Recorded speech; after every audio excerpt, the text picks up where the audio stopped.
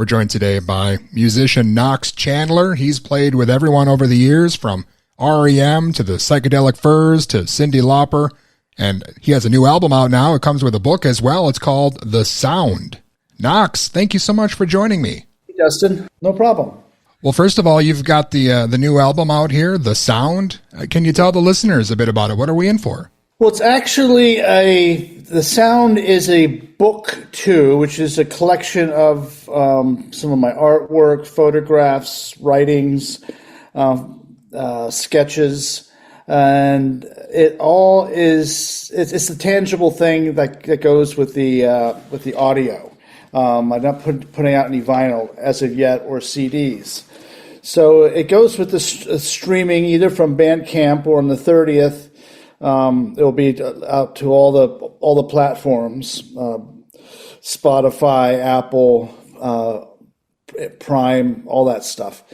And what it is, it's what I call a musical memoir of my experiences over the past 3 years since I moved from Berlin, Germany, to the shoreline area of Guilford, Connecticut, that sits right on the Long Island Sound, which here they call the Sound. And it's sort of me documenting this experience. It's in a way the book and the album are it's almost like my journaling my experience through music and art. Yeah, it's definitely very cool. Was this an idea that you've always had to do the book with kind of the soundtrack attached to it? No. It started.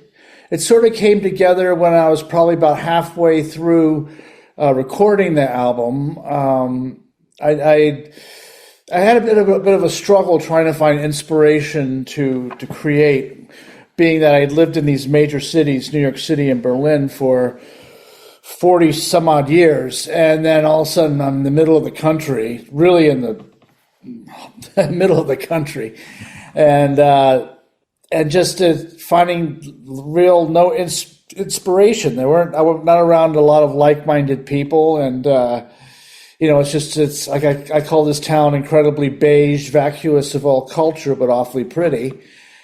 And so it wasn't until I started pushing myself into doing some painting and some writing, journaling, taking photographs, exploring the area, and really it all sort of came more to fruition once I started fly fishing. I got really into fly fishing, and mostly to be able to stand in the middle of this river and just try to get this fly to perfectly come down the bait stream without being distracted by the other currents with the line and the tippet and the leader. So it was this quite a bit of time spent in a river studying the currents and being just through osmosis affected by these rhythms that I started seeing it coming out in my artwork as well as in my music, the sort of layering effect of rhythms. And so I got pretty deep into it. Then a friend of mine from Austin, Texas, Darden Smith, someone I worked with back in the 90s, he had put out a book. And even though it's a very different type of book, I was like, you know what, I should really do something that's more of like a zine or something that's like an art book attached to this. Because I always liked records because of the visual part of it and the liner notes and little things you can read about it. Sure. That sort of tweaked my curiosity. And Darden was very much into, you should do a book. And a couple other people were like that too. And so I started getting ideas about it. And then about halfway through the recording process, I started really seeing what this is that I'm actually doing. And it was a form of journaling. And I said, great, that's exactly what I need to do. And that started the process. And again, I had to learn like InDesign and Photoshop. And I've also make these videos. I had to learn Premiere and even Adobe Illustrator to come up with a logo for my label. So it was a big learning curve. Yeah, it's definitely a cool package. From what I've seen in the book, it's definitely very cool. And the album, I think, stands alone, apart from the book as well. So when you put them together, that's quite the package you've got. Maybe a little overloading of the senses. Well, and this, as you mentioned, the book is all you and the album is all you. This is definitely a Knox Chandler project, and it's even coming out on your own label, Blue Elastic. Yeah. I mean, I figure that, I've had a career of working with a lot of really great people doing a lot of really interesting things. I felt it was time and I had the luxury of being in a situation where I had this whole farmhouse to myself. I originally came back and was a caregiver to my mom for a couple of years. Then she moved into assisted living, and that's when the whole project really took off.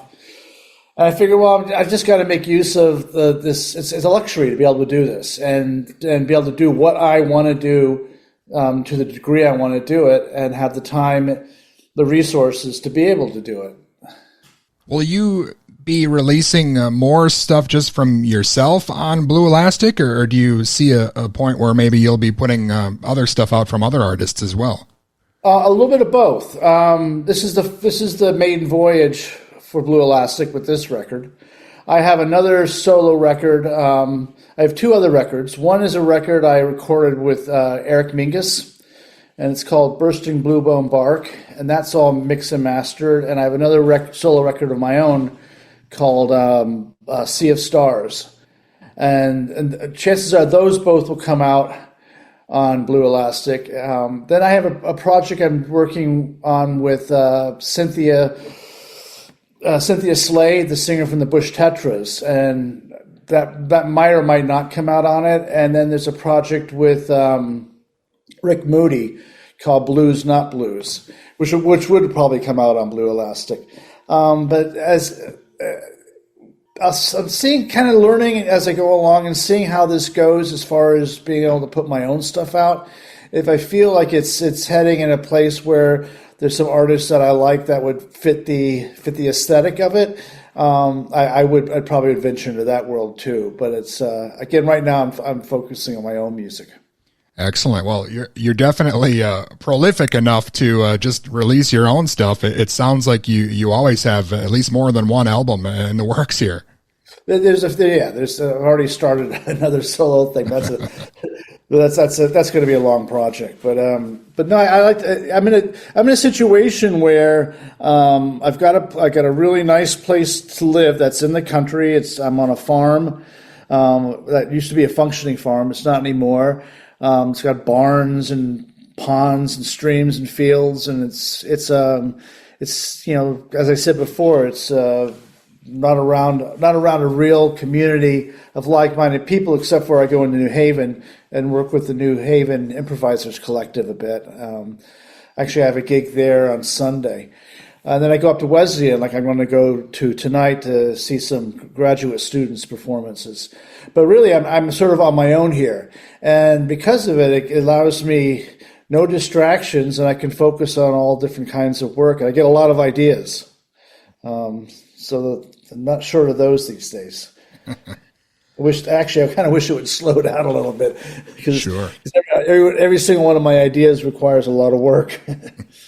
Well, with all that going on, do you think you'll be playing any shows maybe for the sound, or will you be hitting the road at all? I would like to. I've been putting some feelers on. I just really want to get this album out first and see how that's perceived, and have something that I can have released to be able to start pitching and try to organize. Like I'd love. There are lots of cities I've been through in my years of touring that I would love to revisit with this project. The live show is very much related to the project, but very different. I don't play the. I just came back from Berlin. I did 3 shows there, and I just did a show in New Haven. The live show is basically the nucleus of where all this stuff comes from, which I call sound ribbons, which is these soundscapes that I've designed. And then part of the liminal space is that it's all in real time. It's all created in real time with no previous audio synthesizers or samples. And that is combined with me also doing some real-time projections of processing sort of in the same way I process audio. So that it's me projecting and creating these soundscapes in real time. And to me, that's sort of those both of those things have become like the nucleus of all my compositions these days. It's usually how I start out with every single one of these pieces is with a sound ribbon, and then visually it's very much connected to also the way I process visual stuff. So it's not exactly what the album is. Maybe, and there might be sometimes I bring in a drummer or a percussionist to work with me, but it's the aesthetic that's exactly the same. Excellent. Well, Knox, you've done a lot in your career. You've played with a lot of incredible artists, and I know you started pretty early on playing with the Psychedelic Furs. That's not a bad way to start off your recording career.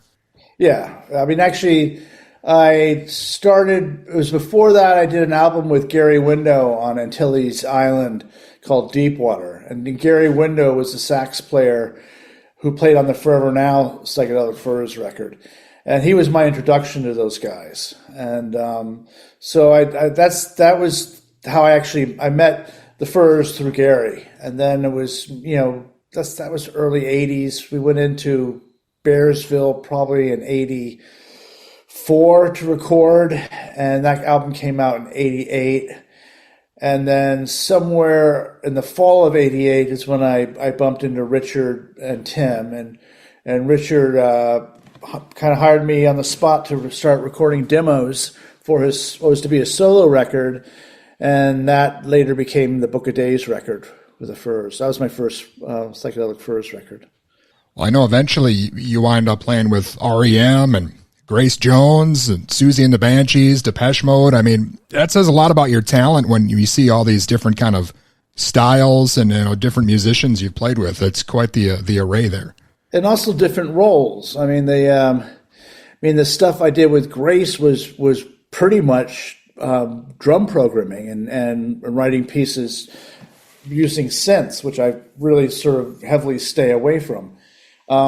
The stuff with R.E.M. was a cello performance, on a couple of songs. The stuff with R.E.M. was a string arrangement, So these, I would say that I have been able to explore other areas that were out of my comfort zone, as a bit of a risk taking and also a bit of a challenge, and because of that, I've learned quite a bit from these people, and I've also been exposed to some very interesting situations, which I don't take for granted. I think every single person I've worked with has contributed to some part to what my autonomy is today. Well, when you're working in the studio, do these artists come to you with an idea of what they want, or do you find that you're usually writing and arranging parts for them, or how does that process work usually? It depends. Like, for instance, with Depeche Mode, Martin really had an idea of what he wanted these strings to do, and I definitely followed his lead on that. I did put in some electric cello, which was my own thing, but for the most part, I followed whoever's hiring me. I followed their lead. I did the Dave Gahan Paper Monsters record and toured that also, and that was more of me taking the bull by the horns, and I had a lot of my own control over that. Of course, I got feedback from David on it, and obviously the things that he had to write lyrics to.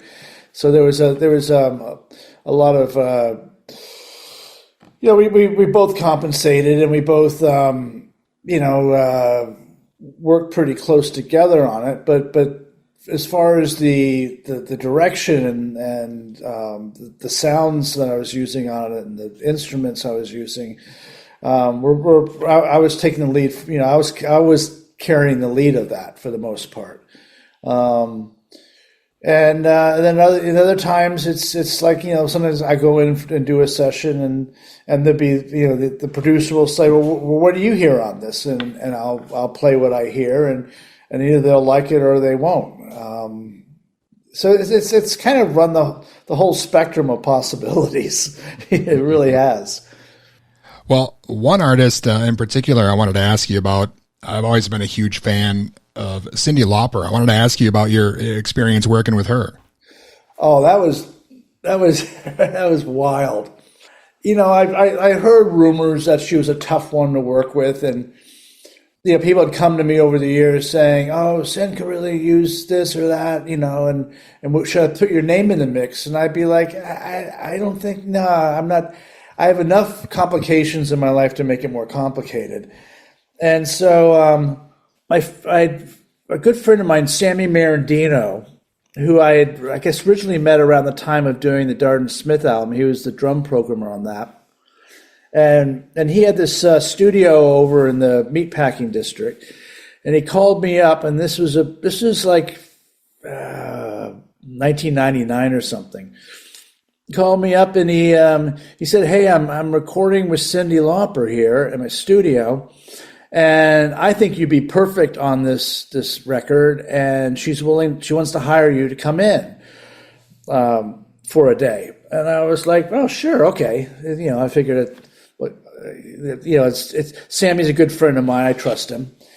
And so I showed up with my rack of effects and boxes, and I brought an electric cello and a guitar, and we sat around waiting for about an hour, and Cyndi didn't show up. And so Sammy goes, "Oh, you know what? You should set up and start playing around with some of this stuff." And so he brought some of the tracks up, and I started putting some atmospheric stuff, some lines here and there, some loops here and there, and just sort of do what I would normally do with a piece of music when someone said, "What do you hear?" And so we worked on it for a little bit, and we took a break, and that was maybe about 2 hours later. Cyndi shows up. And she walks in the room and she's like, "Hey, buddy, pal." And I'm like, "Oh my God, she really talks like that?" And it's like, and she was, I found out that is exactly who she is, that person.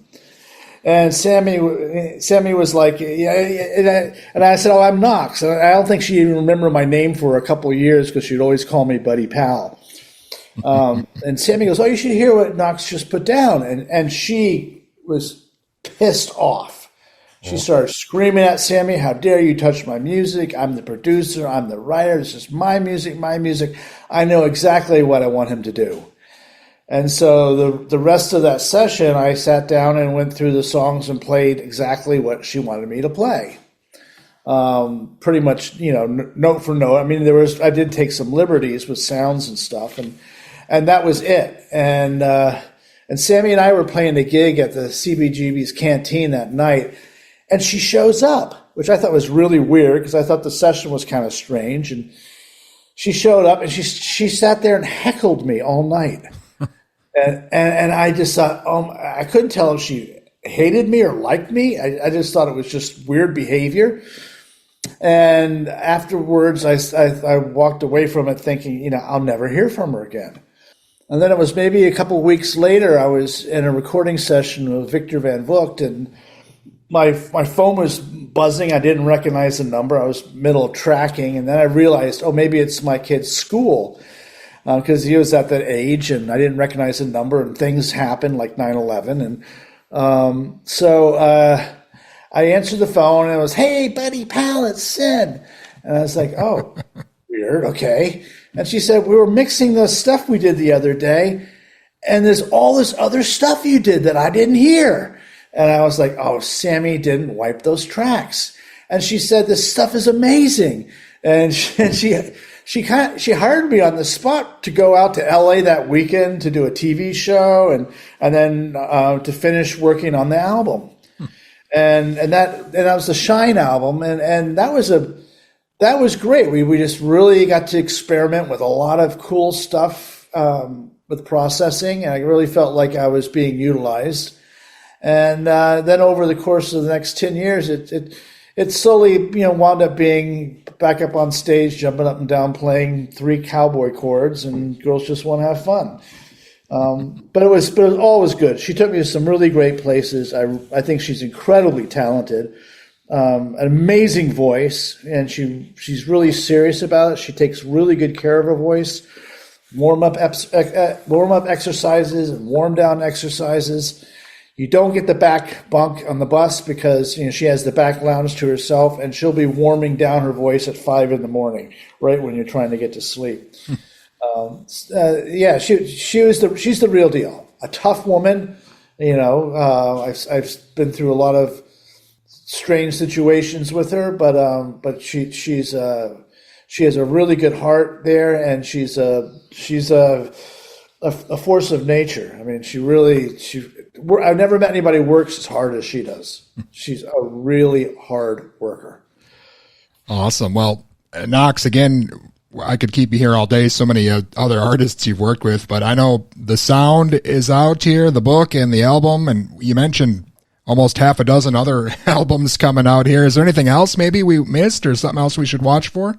I hope people enjoy the project. I mean, I feel like I'm 100% behind this because it is, for better or for worse, it is just who I am. I feel like it's kind of a very vulnerable situation because I've made myself vulnerable with this project, and I'm pretty happy with it. I'm very happy with it. So we'll see what comes after. Excellent. Again, Knox, it's an honor speaking with you, and I love the new album here, and I'm excited to speak with you again sometime. Thank you so much. Anytime. Thanks, Dustin. And again, that was Knox Chandler. His new album and book, The Sound, is available now on Blue Elastic Records.